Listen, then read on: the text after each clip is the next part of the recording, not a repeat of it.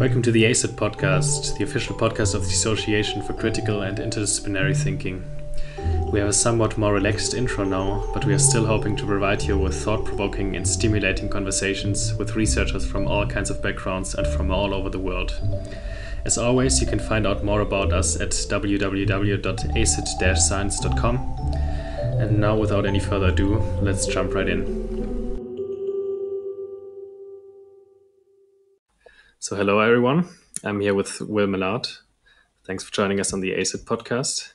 My pleasure. And I'm just going to start with a short intro about you, and then we can jump to a lot of interesting topics for discussion. So you have two master degrees in public policy and are now working for the think tank Center for Education and Youth. And working as a researcher there, implementing several research projects.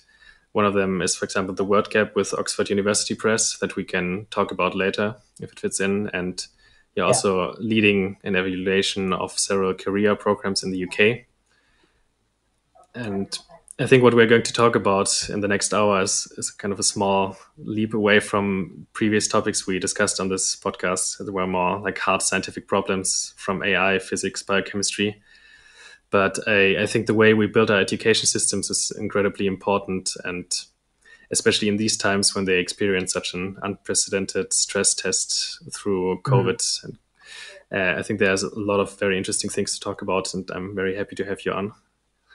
So great. So let's just jump in with a kind of a personal question about your background, motivation. How did you actually end up in public policy, and more specifically in education and at the Center for Education and Youth? So I started my career as a teacher. I taught for 3 years at a secondary school in northwest London, and I taught English there. And it was during that time I did a master's. I was doing it part-time, and that was in education policy, and that was a real eye-opener for me because it was the first time I'd ever formally studied public policy, and actually really learned about how education systems work, and it really just kind of blew my mind that I was sort of, there in my classroom teaching. In some ways it's quite isolated. It's one of the great things about it. You're in the class and it's just sort of you and the students, but it was really fascinating to me that there were these processes and sort of policy systems in place, like the curriculum and like the inspection system here in England, which affected the day-to-day work that people did, and that just really, really interested me. So then I moved out of teaching and joined the research team of a school leadership support service, and I was there for a few years before then moving to the Centre for Education and Youth, where it's great fun. I'm very fortunate in as much as the job is extremely varied. We look at all sorts of issues affecting education and young people. You've mentioned a couple in your introduction. Recently we've published reports on the word gap at the transition between primary and secondary schools, which I know you want to come on and speak about. We've published a sort of a volume of international, domestic and international case studies looking at assessment. I'm just working on some research looking at oracy and spoken language. So it's a real mix, and it's the breadth and the variety of the work that certainly motivates me. And in terms of education, I mean, I sort of struggle to think of a few more interesting or important areas to be working in. So I mean, it's my passion, and that's why I love doing it. Yeah, that's awesome. And at the Center for Youth and for Education and Youth, can you maybe describe a little bit what your main motivation or agenda is? What kind of things? I mean, you mentioned a couple of things that you are pursuing, but do you focus on anything more specifically? So the Centre for Education and Youth exists, like our kind of core function is to help young people make a fulfilling transition into adulthood. So everything we do has young people at its heart. So that's kind of our broad aim in the day-to-day work that we're undertaking. But in terms of the projects, and as I've already said, there's a lot of variety there. And the education and youth spaces are very, very, very wide and encompass a lot of activity and a lot of people and organisations. So one part of what we do is research, and I've mentioned a few examples of that already. We also give a lot of organisational support, so we work closely with organisations, including charities, organisations working with young people, with groups of schools. We work with government and governmental bodies, undertaking activities with them to help them understand their impact and how to improve that with the young people that they're supporting. But we also generate tools and resources that people like teachers, people like youth workers can use to help them do their jobs more easily. So, a recent example of that, we created a primary careers toolkit. So for primary teachers, often you don't tend to think of careers education and primary schools as necessarily going together, but we've created a toolkit for the Careers and Enterprise Company, which is a sort of social enterprise here in the UK, to support primary teachers to embed careers education for their children. So that's a kind of overview of what we're doing. Yeah, maybe to take a step back and go to the really basic fundamental question of education itself. So what is actually the point of schools and education in general? And maybe I think sometimes there's like a certain emphasis put on certain materials being taught to children, and math and reading and these kind of skills, but sometimes maybe the wider perspective on, as you just mentioned, things like career education is kind of lost. So yeah, what do you think overall is like the central task of the school? Gosh, it's a pretty massive question. Yeah.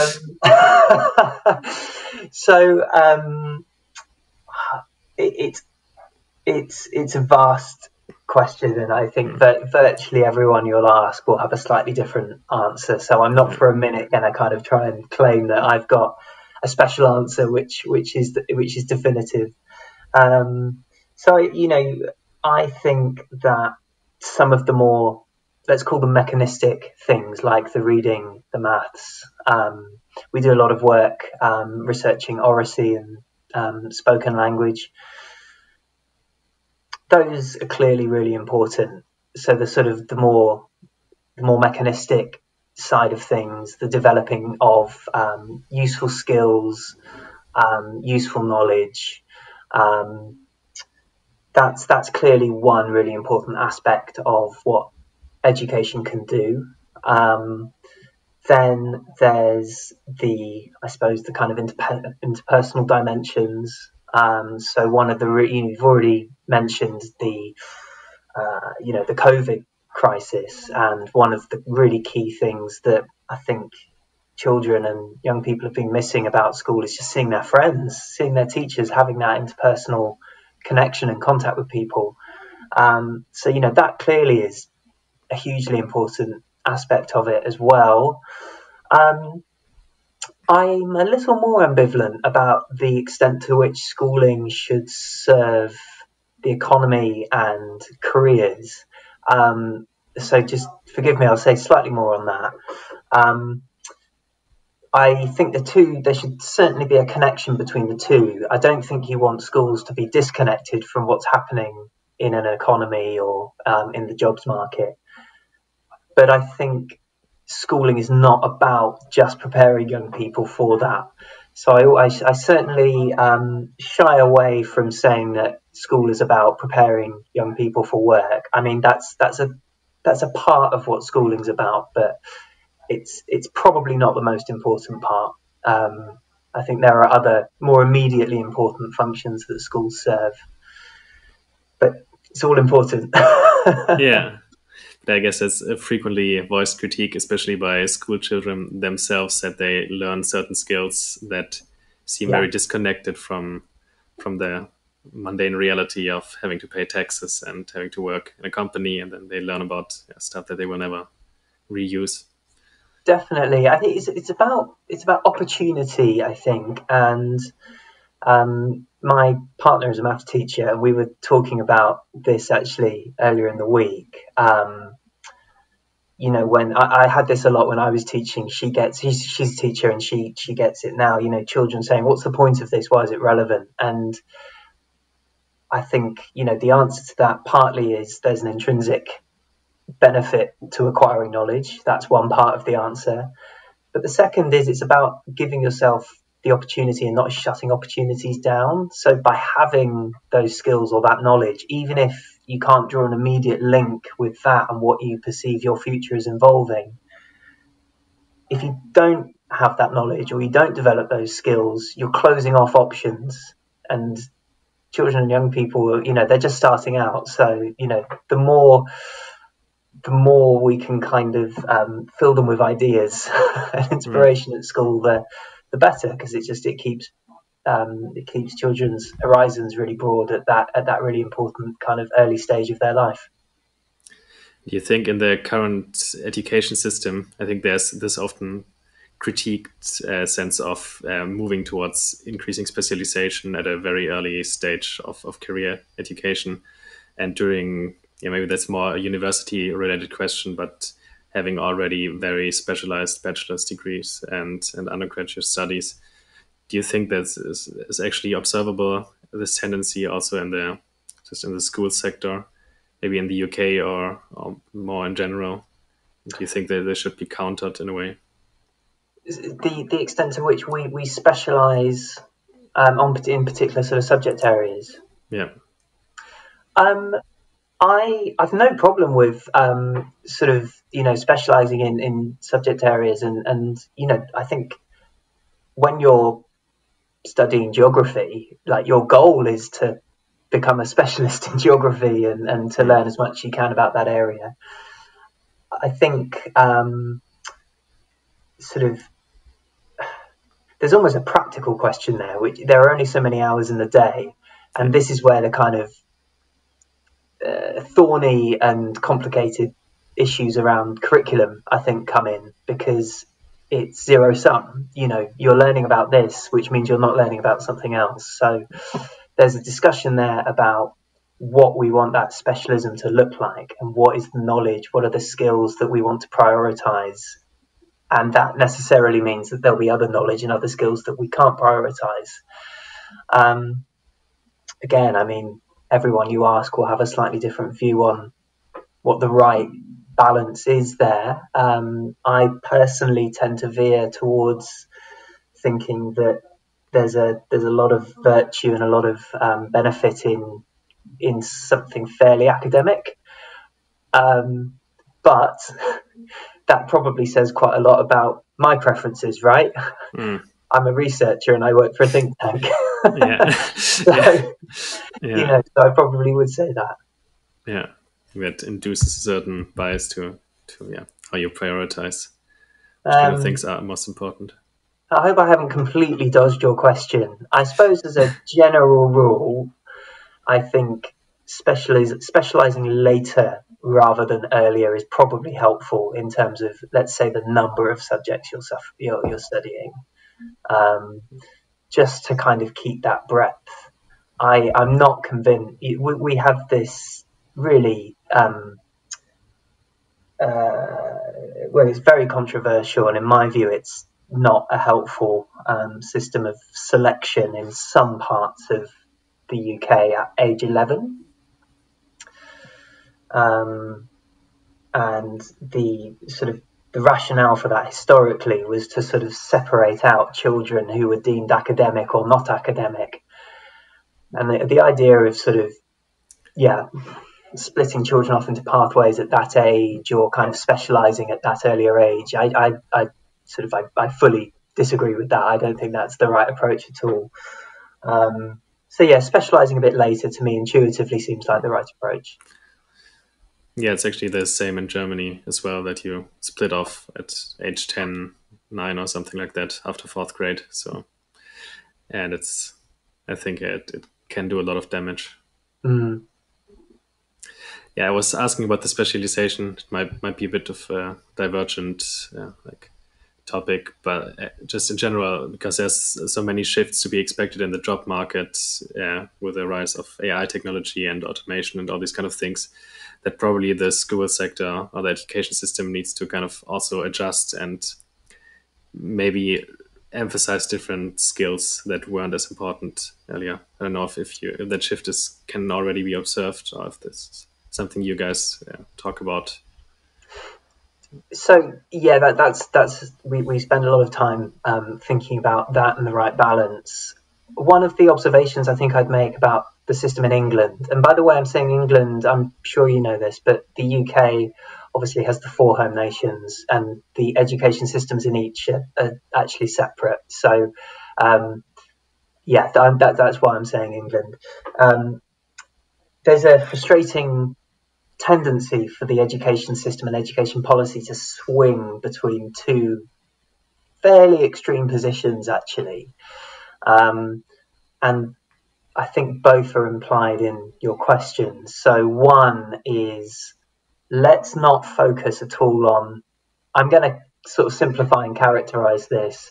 One is let's not really worry about jobs at all, and let's just focus on what we would call the essential kind of core academic content that we think young people must learn.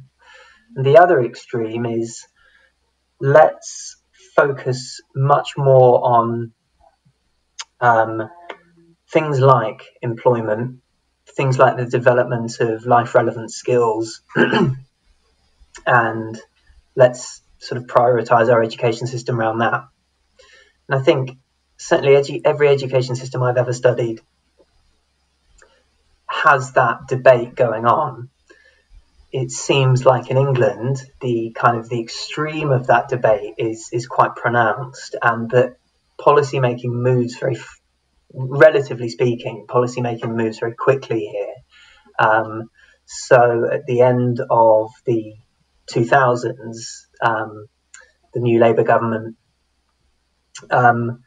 was probably more towards that sort of skills and jobs focused end of that continuum, and the Conservative coalition government has moved things much more in the opposite direction, much more towards that kind of core academic content.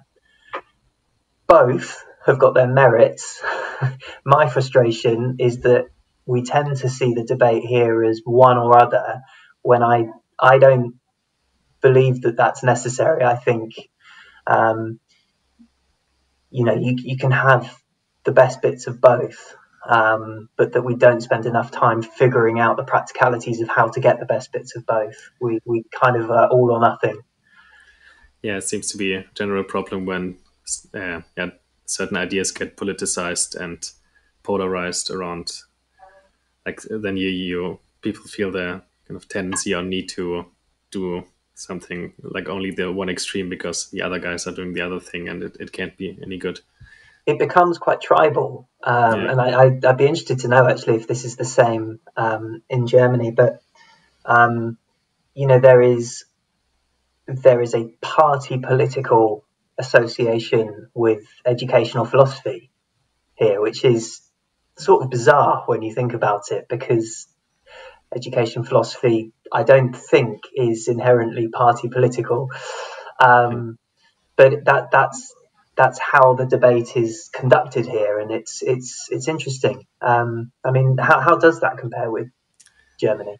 Um, I have to say that I'm not really an expert on the education Mm. system here, but considering the German education system is working federalistically, so the 16 states can basically determine so that the government of the state can determine the way the education system works. and we have like a pretty colorful mix. We have the Green Party governing here in my state, and then we have like the more conservative parties, and we have the big coalitions where the conservatives and the social democrats are working together. So I don't think that there's such a strong polarization along these lines, but Yeah. I can't really Yeah. speak from the Yeah. inside. Um,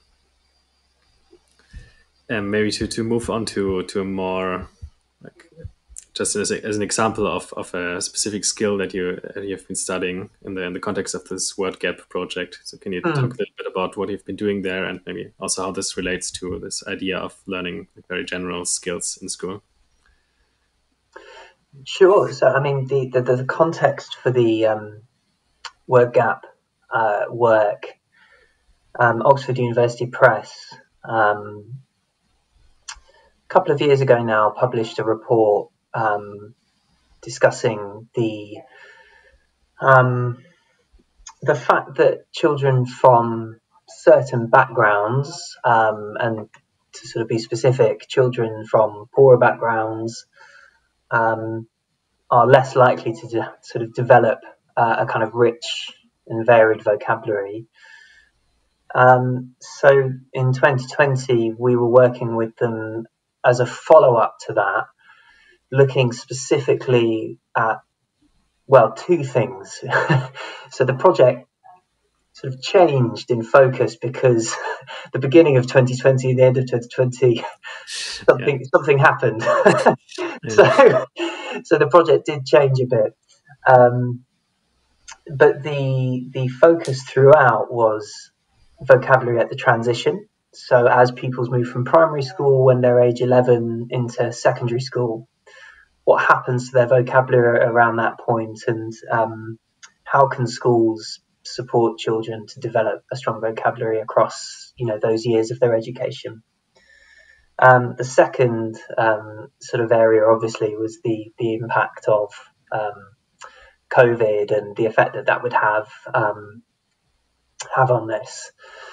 And it's really it's a really interesting report. Although of course I would say that, but it's interesting in terms of some of the sort of systemic and structural differences in how primary schools and secondary schools operate and how they are able to support vocabulary and language learning.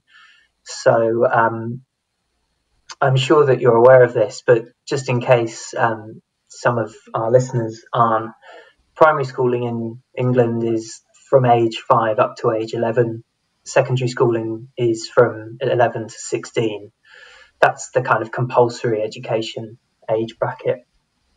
Primary schools, children tend to be in one class with one teacher, and those classes tend to be stratified by age and by year group.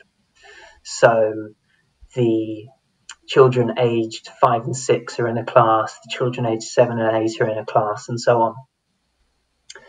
At secondary, children tend to be in classes with children of the same age, but classes are stratified by subject area. So they have English classes, maths classes, science classes, and so on.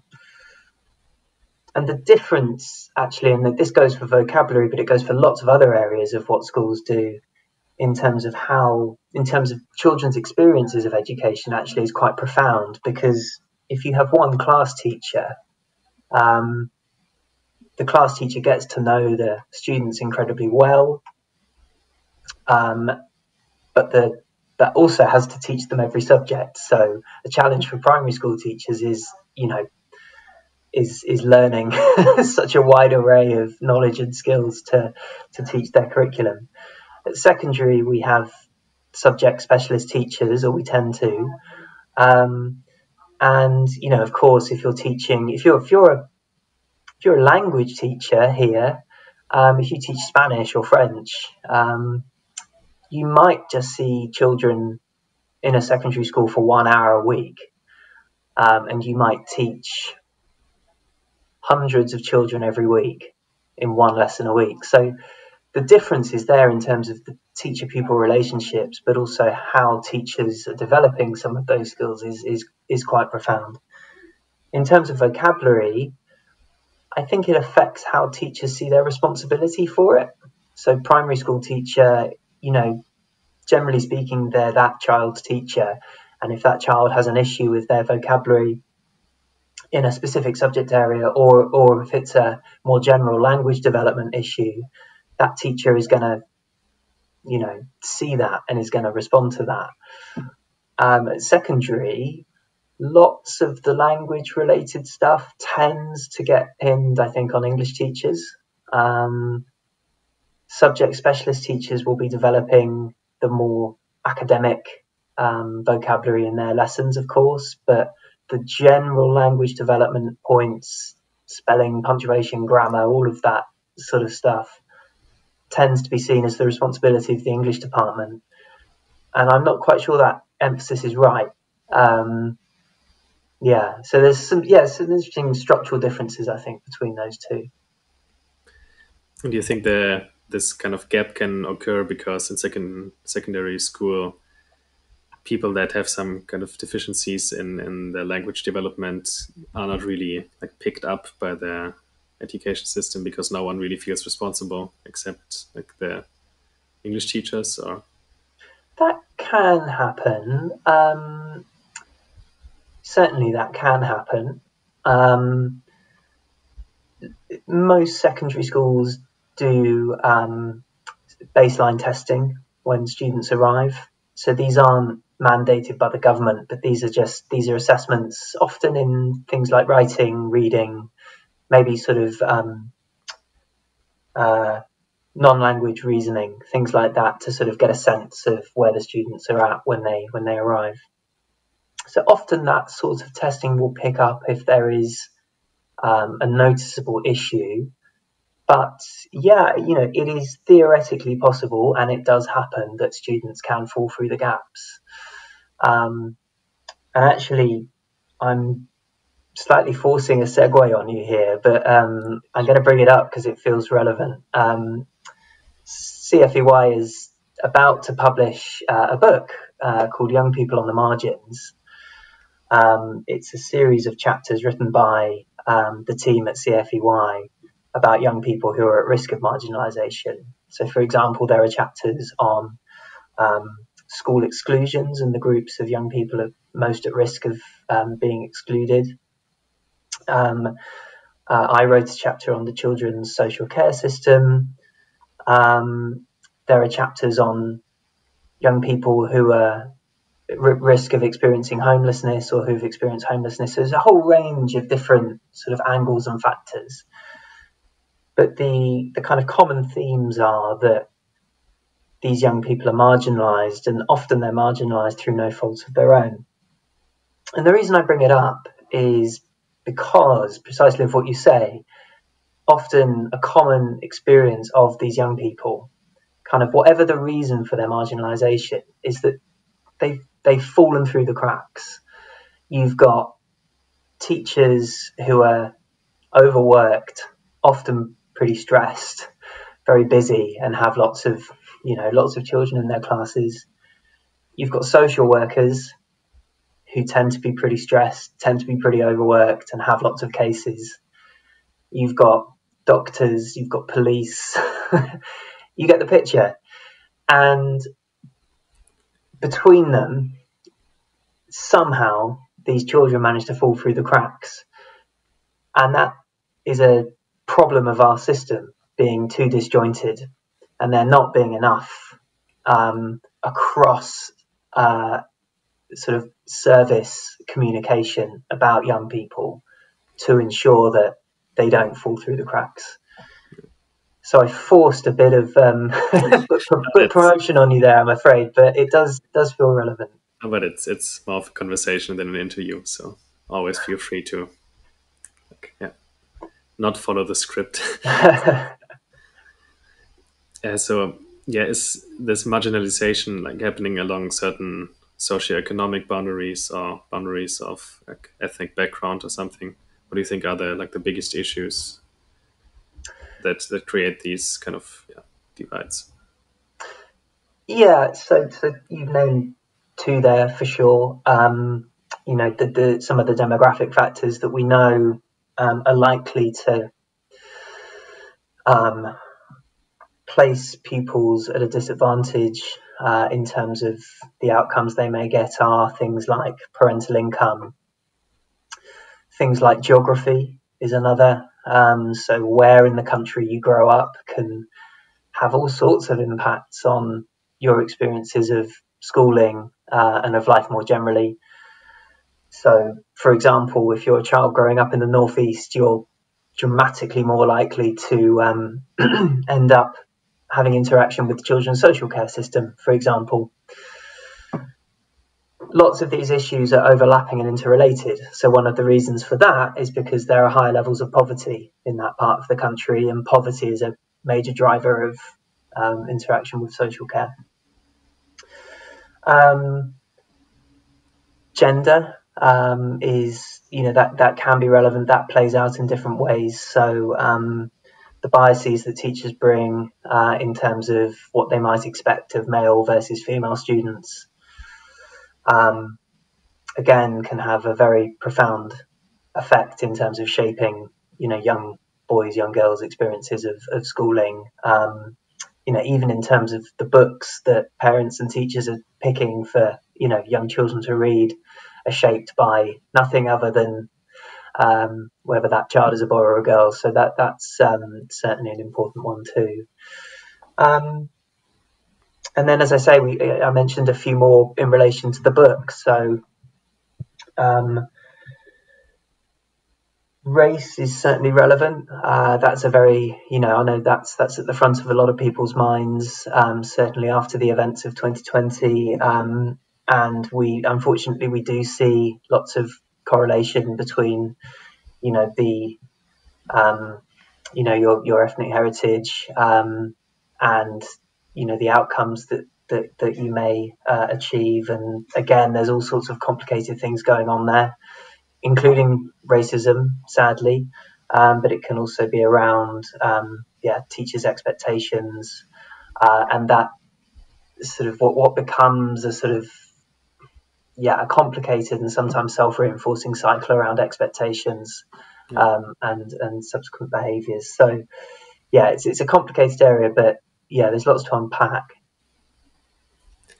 Maybe we can use this opportunity to move on to the big topic that was already mentioned several times in our discussion, COVID, and how COVID has changed things and maybe has exacerbated some of these issues that you were just talking about. And just maybe in general brought a lot of new ideas to the table for the education system. Maybe just as a first question, do you think COVID has actually made your life easier or more difficult? In the sense that it maybe like in terms of sort of my day-to-day work and the work that CFEY is doing. So just I think from the perspective of it probably allows you to bring new ideas more easily to the table because it has made people question a lot of things, but at the same time it obviously brings a lot of challenges. I don't know if that's true. I think both are true. So I think, if we're interacting with the government and with policymakers, to an extent, it's, the government's bandwidth is taken up with COVID. And, if it's not COVID, it's probably something to do with Brexit. So, the opportunity to, the scope for influencing policy is quite narrow, I think, at the minute. It's not impossible, but it's narrow, and for self-evident reasons. Gosh, has it made things easier? I think lots of people are looking for answers. So, the opportunity for an organisation like ours is to try and find and provide some of those answers to the questions that people have. So, taking the example of the work we did with Oxford University Press, making recommendations about how secondary schools and primary schools can work together to support children's language. I think that's where we can add value. Um, it's yeah, I don't know. It's am I answering your question? I'm not sure. Yeah, I think so. Yeah, yeah, maybe to Um, flesh it out more concretely, just but I some, think yeah, maybe in which ways COVID has like redefined the way learning works in schools, and how these kind of ideas that are now more present in the general public. So I don't know how it is in the UK. In Germany, a lot of people are talking about the school closures and opening up schools and the chaotic yeah, conditions when with online learning and these kind of yeah, things, and the need for digitalization. So that's why I thought there might be a new way. yeah. I think the most immediate thing on a lot of people's minds is homeschooling. So that's very pressing and very immediate for a huge number of families, and I think has been really tough. So it's been tough for families who live in big houses with maybe two parents working at home who are able to split homeschooling between them. So what it's like for families living in smaller accommodation, or maybe living with other families, or you get the picture. Like it must have been pretty rough, I think.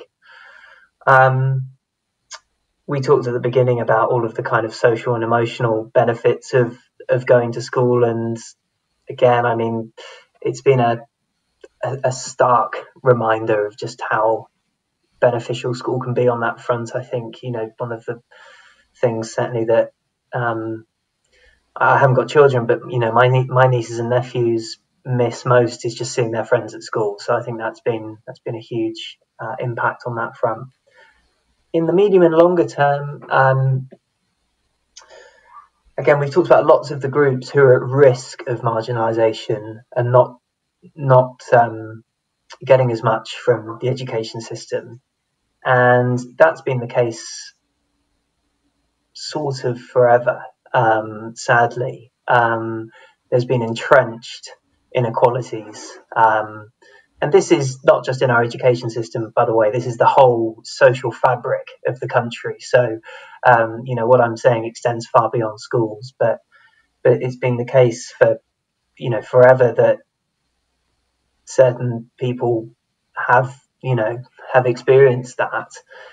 I suspect that those gaps will widen before they narrow. I suspect COVID has, one of the sort of devastating effects of COVID is that it has hit those families experiencing disadvantage harder than it's hit others. So that gap sadly will widen. Do you think there are any ways to counter that once like, school life returns to normal, or are there any like things you think could be done? Well, the most one of the sort of very recent announcements here has been about summer schools. Um, so in the very short term, as in the next sort of 3 to 6 months, trying to get students in and helping them to catch up some of the learning that has been lost over the last 12 or so months. Um, the longer term solution has to be around proper funding and resourcing of public services. And um, I know that sounds sort of simplistic, but I mean, without that, there's not much more you can. There's not too much more you can really do. So properly resourcing schools, by which I mean funding, but I also mean recruiting teachers sufficiently, recruiting social care workers sufficiently, and making these professions sufficiently appealing that people stay in them. Um, that's the longer term fix, but it's not the one that politicians tend to like Yeah, terribly. that whole spending money thing is, yeah, Yeah, it's annoying. Yeah, some people have called COVID also as kind of bringing about a new normal and a new reality that won't just go away in the summer and then will be gone. So do you Yeah. think there are any like permanent changes that have come about? Do you think some kinds of flexibility, more homeschooling, and like more digital office actually are being discussed? And do you think they actually make sense? Or So yes, actually, I think there probably will. I mean, so people are desperate to get back to school. Um, I think there will be just a collective sigh of relief when schools do reopen. Um, and I say that because the function that face-to-face learning in a classroom serves, I think, has been illustrated so clearly. It goes so far beyond the academic content. So I think we will see a rejuvenated passion for just being in school. yeah, yeah, um, but yeah, I mean, schools have had to respond very, very quickly and find ways of, facilitating online learning, virtual learning. And there's been a lot of learning on the job in that respect. So some schools were better set up for this than others. Some schools already had virtual classrooms in place, and have made obviously good use of those over the last few months. Others didn't, and were probably scrabbling around for sort of inspiration. Certainly this time last year when we were entering the first lockdown. Um, will we see longer term moves towards blended learning, with some learning at home, some learning at school? Um, I have to say I'm not convinced we will. Um, Certainly not in the next few years. But what is clear is that it can be effective. So maybe there are more interesting and targeted ways of using it. So rather than seeing a kind of, I think, slightly overly romanticized vision of a future which involves children sometimes going into school, sometimes being at home and learning in front of a computer, and that being the case for everyone, maybe what we'll see is a more nuanced and interesting approach, a more targeted approach, where children who perhaps can't attend school for a particular reason can still engage in some of the lesson content remotely. Maybe we'll see a situation where children who are unwell for longer periods of time, who maybe can't attend school for those reasons, can still be present in lessons through technology. That, I think, would be a really exciting and constructive benefit of this blended virtual learning that we've sort of seen emerging. Do I have a romantic vision for blended learning in the future? I don't think I do. Not at the minute, but I'm happy to be proven wrong. yeah. Yeah, I was just wondering if there's any silver lining to be taken out of COVID I in think terms. there is. Well, I think there is, in as much as I think the skill set of who knows what the next few months are going to hold, or what the next few years are going to hold. I mean, we all hope that something like normality will return, but teachers have very quickly learned to teach effectively remotely. The learning on the job that's taken place there has been staggering. So that's definitely a positive, and I know that if something like this were ever to sort of happen again, or if we did need to go into another lockdown and schools had to close, I think schools' ability to respond to that will be much, much greater than it was this time in 2020. It's interesting at university. I mean, a common criticism of university tuition before March 2020 here was, what's the point of lectures? Surely all of this can be done online. What's the need to be going in and out? And I think, again, we're really seeing what just being in a classroom with other people brings, and it is much more than just learning the academics. University students here are chomping at the bit to get back into lecture halls and just to get back to normality. So, yeah. Yeah, I think maybe in the universities it's still a bit different because you probably don't need to. People are probably more intrinsically motivated to learn what they are going to learn, and Mm, in children you have to build up that kind of structure that engages them like in the present. But I think the thing most university students are just missing terribly is just being in a peer group of people that learn about the same subject. I yeah. remember for me in physics that was absolutely crucial, and it's just unimaginable to do the first couple of semesters just on your own. But at the same time, I was tutoring a lecture course this summer, and it was completely remote, and it actually worked surprisingly well. On the other Mm, hand, because I think it also frees up some resources because no one actually has to go to the lecture hall, and then you don't have as many technical issues, and you just very efficiently open a Zoom call, do a 1 hour yeah. like tutorial, and it works surprisingly well. Yeah. Yeah. Yeah. But I've been very struck by how, how we obviously, our conversation's been focused lots on school, and that tends to be where CFEY focuses its energy. But yeah, university students have had it rough as well. Yeah, yeah, that it's just illustrating again how important everything that's around. It's not so much about the academic stuff, but you learn so Yeah. many other important things.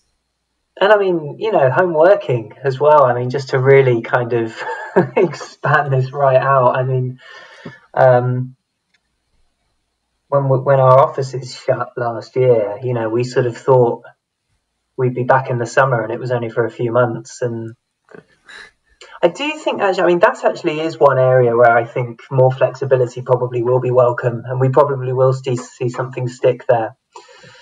Partly because it's more appropriate for it to do so, but home working, I reckon we'll see a much more blended style of working after this, with people splitting their time between home and the office much more.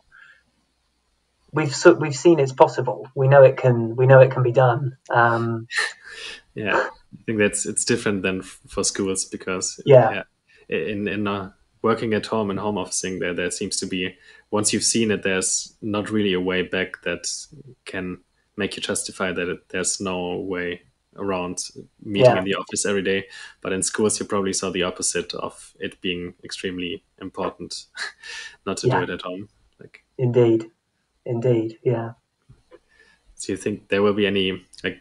I mean, you maybe answered that question already, but will there be any like big changes in the way the education system works in the next 20 years? Do you think, or is it probably just going to stay pretty much the same? Um, in England or more broadly? Yeah, just maybe more broadly. Um, I reckon we'll be. I sound very pessimistic. I think we'll be surprised by how little changes overall. Yeah, Um, the model we've got has been very, very popular for a very long time. Um, and everything that we've just been talking about, I suspect, as I say, has rekindled an affection somewhat for, this idea that children go into school for 6 or 7 hours each day and they come home again. So, next 20 years, I don't think we'll see any major challenges to that. And I don't think that there will be a sudden rise of technology that massively disrupts that. Longer term, there might be, but obviously it's extremely difficult to say what that would be. Um, I mean, yeah, I reckon we're going to see a rekindled passion for in-school learning. for the old ways. Yeah, Yeah, I'm now also mindful of your time, so maybe you can wrap it up here because I know you have to go soon. So thanks a it's lot been for great joining. speaking to you. Yeah, thanks a lot for joining us on the podcast. And Great. Well, keep in touch, and Yeah. yeah, let me know what I can do to share this. Yeah. Awesome. Thanks, and see you.